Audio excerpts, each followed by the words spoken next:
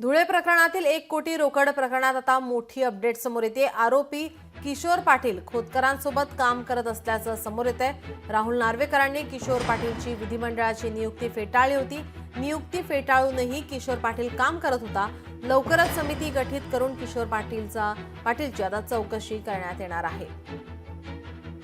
प्रतिमा मलिन न होणं आणि ती मलिन व्हायला न देणं हे माझं कर्तव्य आहे, माझी जबाबदारी आहे आणि त्यामुळे कुठच्याही प्रकारे महाराष्ट्र विधिमंडळाची प्रतिमा मलिन होणार नाही यासाठी माझे पूर्ण प्रयत्न चालू राहणारच।